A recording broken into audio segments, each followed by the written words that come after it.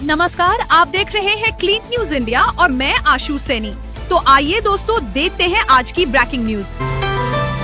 दुर्गापुर बना विकास का केंद्र, 5,400 करोड़ की परियोजनाओं की सौगात। प्रधानमंत्री नरेंद्र मोदी ने पश्चिम बंगाल के दुर्गापुर में 5,400 करोड़ रुपए की विकास परियोजनाओं का उद्घाटन और शिलान्यास किया। उन्होंने इसे भारत की जनशक्ति का केंद्र बताया और कहा कि ये इस्पात नगरी अब कनेक्टिविटी और ग्रीन एनर्जी ट्रांसपोर्ट में नई दिशा देगी। पीएम ने इसे बंगाल को उजाले की ओर ले जाने वाला कदम कहा। तेज प्रताप यादव का बगावती तेवर, बिहार चुनाव में उतरने का ऐलान।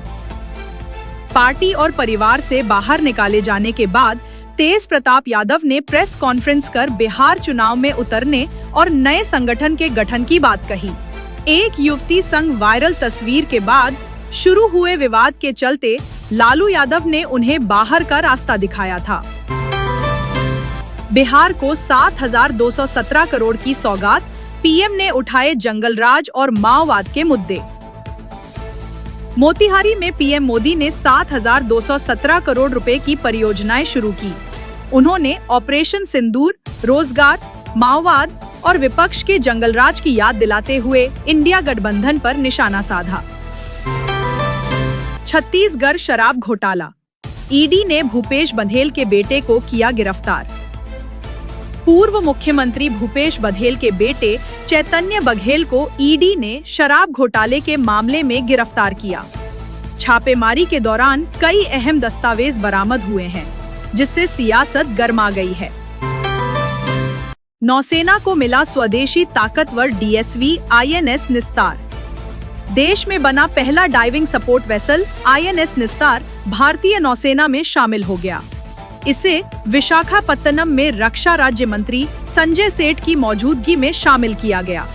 ये उपलब्धि केवल कुछ गिने चुने देशों के पास ही है।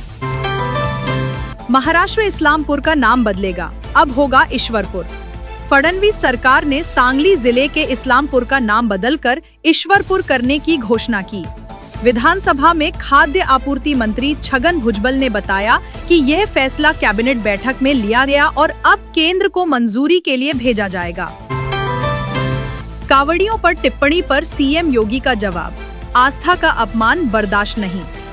वाराणसी में सीएम योगी ने कांवड़ियों को उपद्रवी बताने वालों की आलोचना की। बिहार में चारा दवा सांड घोटाला फिर सुर्खियों में, चुनावी हमले तेज। बिहार चुनाव से पहले चारा घोटाले जैसे पुराने भ्रष्टाचार के मुद्दे फिर उछाले जा रहे हैं।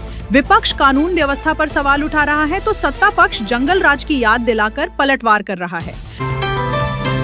रॉबर्ट वाड्रा पर ईडी की चार्जशीट, राहुल गांधी बोले 10 साल से हो रहा उत्पीड़न। कांग्रेस नेता राहुल गांधी ने कहा कि उनके बहनोई रॉबर्ट वाड्रा को पिछले 10 सालों से केंद्र सरकार परेशान कर रही है।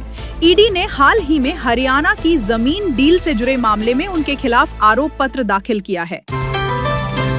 छंगुर पीड़ केस, हवाला, धर्मांतरण और काली कमाई की परतें खुली। देश विरोधी गतिविधियों में संलिप्त छांगुर पीर के खिलाफ ईडी ने पूछताछ में खुलासा किया कि करोड़ों की काली कमाई हवाला और धर्मांतरण में लगाई गई। टीमों ने घंटों की रेड में कई अहम दस्तावेज जब्त किए। नो मैंस लैंड में मजार और बसावट पर चला बुलडोजर। नेपाल सीमा पर बढ़ी सख्ती। भारत नेपाल सीमा पर नो मैंस लैंड में अवैध मजार और बसावट को हटाया गया। प्रशासन ने यहां धार्मिक ठिकानों की आड़ में हो रही घुसपैठ पर कार्रवाई शुरू की है। टीआरएफ को आतंकी संगठन घोषित करने पर जयशंकर का अमेरिका को धन्यवाद। अमेरिका द्वारा लश्कर से जुड़े संगठन टीआरएफ को वैश्विक आतंकी घोषित किए जाने पर विदेश मंत्री एस जयशंकर ने इसे भारत अमेरिका के साझा सुरक्षा प्रयासों का प्रतीक बताया। हरिद्वार में डाक कांवड़ियों का सैलाब, बैरागी कैंप 5 दिन रहेगा गुलजार। कांवर मेला चरम पर पहुंच गया है। अब डाक कांवड़ियों का आगमन शुरू हो गया है और बैरागी कैंप अगले 5 दिनों तक डाक कांवर यात्रा की भीड़ से भरा रहेगा। श्रद्धालुओं की संख्या इस बार पिछले वर्षों के रिकॉर्ड तोड़ रही है। कनाडा में विमान हाईजैक, अधिकारियों में मचा हड़कंप। पीछे से भेजा गया F-35 फाइटर जेट। कनाडा के वैंकूवर एयरपोर्ट पर उस समय हड़कंप मच गया जब एक छोटे विमान को हाईजैक कर लिया गया। इस पर F-15 लड़ाकू विमान को भेजा गया। इसके बाद विमान की सुरक्षित लैंडिंग कराई गई। रॉयल कनाडाई माउंटेड पुलिस ने गुरुवार को बताया कि 39 वर्षीय शाहिर कासिम नामक कनाडाई व्यक्ति पर विमान हाईजैक करने और आतंकवाद के आरोप लगाए गए हैं। ये घटना मंगलवार को हुई थी। कासिम ने विक्टोरिया इंटरनेशनल एयरपोर्ट पर एक उड़ान प्रशिक्षक को धमकी देकर एक सेशना विमान पर कब्जा कर लिया था और फिर लगभग 64 किलोमीटर की उड़ान के बाद वैंकूवर पहुंचा। जांचकर्ताओं ने पाया कि संदिग्ध ने हवाई क्षेत्र बाधित करने के लिए एक वैचारिक मंशा के तहत इस कृत्य को अंजाम दिया। सुप्रीम कोर्ट से लालू यादव को बड़ा झटका। जानकारी मिली है कि जमीन के बदले नौकरी घोटाले में सुप्रीम कोर्ट ने आरजेडी प्रमुख लालू प्रसाद यादव की याचिका को खारिज कर दिया है। अदालत ने निचली अदालत की कार्यवाही पर रोक लगाने से इनकार कर दिया है। हालांकि उन्हें व्यक्तिगत पेशी से राहत जरूर दी गई है। साथ ही दिल्ली हाई कोर्ट को मामले की सुनवाई में तेजी लाने का निर्देश भी दिया गया। किसानों के लिए बड़ी राहत, आज आ सकती है 20वीं किस्त। प्रधानमंत्री किसान सम्मान निधि योजना के तहत आज 20वीं किस्त जारी की जा सकती है। इस योजना के तहत पात्र किसानों को हर 4 महीने में 2000 रुपए की मदद दी जाती है। किसान अपने खाते की स्थिति ऑनलाइन पोर्टल के माध्यम से चेक कर सकते हैं।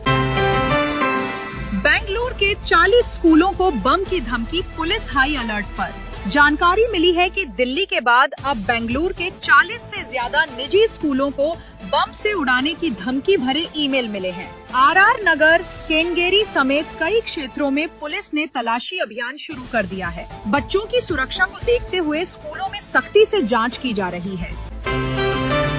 ईडी की पूछताछ में लड़खड़ाई जुबान, छांगुर के साथियों से कड़ी पूछताछ। जानकारी मिली है कि धर्मांतरण मामले में फंसे छांगुर पीर के सहयोगियों पर ईडी ने शिकंजा कस दिया है।